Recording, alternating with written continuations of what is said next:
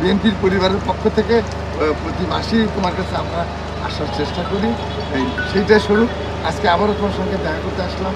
তোমার লেখাপড়ার খরচা, তোমার বাড়ির খরচা, তোমার মার চিকিৎসা ইত্যাদি সব কিছু যেন তুমি স্বাচ্ছন্দ্যে করতে পারো, তার জন্য আজকে আবারও বিএনপি পরিবার যেন তারেক রহমানের পক্ষ থেকে 10,000 টাকা তোমার কাছে আছে, নাও, তুমি দোয়া করো, লম্বা দোয়া করবেন তারেক রহমানের জন্য।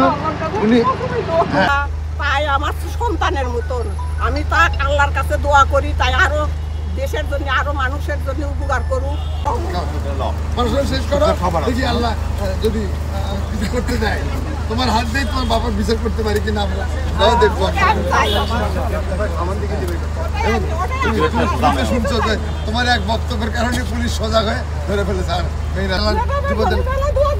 জি বাবা, মা, এই সবাই কিন্তু এরা আপনার ছেলেকে চেনে, যুবদল হিসেবে এরা সবাই তাকে তার কথা মনে করে, তার প্রতি তাদের দোয়া এবং তাদের জেদ, এখনো জেদ যে এই খুনিদের বিচার হবে ইনশাআল্লাহ।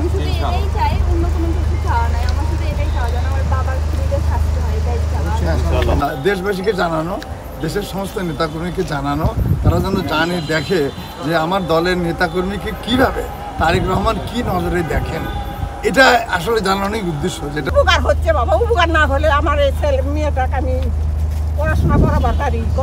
যে একজন যুব দলের নেতা শহীদ হয়েছে, অত্যাচার জুলুমে তাকে কেটে 60 টুকরো করা হয়েছিল, সেটা আমরা 16 বছর কথা বলতে পারিনি, শুধু আফসোস করেছি, আল্লাহর কাছে কেঁদেছি। যেই সময় এসেছে ততক্ষণই আমাদের নেতা জনাব তারেক রহমানের চোখে এটা পড়েছেন, উনি নজর দিয়েছেন, উনি খেয়াল রাখছেন, মামলার খেয়াল রাখছেন, আসামি ধরা পড়েছে এবং প্রতিনিয়তই তার পরিবারকে এই বিএনপি পরিবার থেকে সাহায্য দেওয়া হচ্ছে। বাবা আমি কিছু চাই না বাবা, আমি চাই যাদের যাতে ফাঁসি হয়। যে কয়টা ভাই আমাদের মানে বাড়ি ঘর ভাঙ্গার থেকে আরম্ভ করে দাবরানের থেকে আমাকে ঘুমাবার দেয়নি। আমরা বেনামিতে কোনো ফোন আসার মাত্র যেকোনো একজনের সঙ্গে যোগাযোগ করবে, নাম্বারগুলো রেখে দেওয়ার চেষ্টা করবে। এটা একটা এমন একটা উদাহরণ যা সারা বাংলাদেশের নেতাকর্মীকে অনুপ্রাণিত করবে, সাধারণ মানুষ দেখবে যে আমাদের নেতা কেমন নেতা। তোমার সঙ্গে কোনো রকম ফাজলামি আমরা সহ্য করবো না ইনশাআল্লাহ। ভালো থাকুন, ভালো চেয়ারম্যান তারেক রহমানকে ধন্যবাদ জানাই এইভাবে আমার খোঁজ খবর নেওয়ার জন্য। আসলে উনি তো আমার খোঁজ খবর রাখছে, এটা ভেবে আমার অনেক ভালো লাগে। চেয়ারম্যান সাহেব, উনি তোমার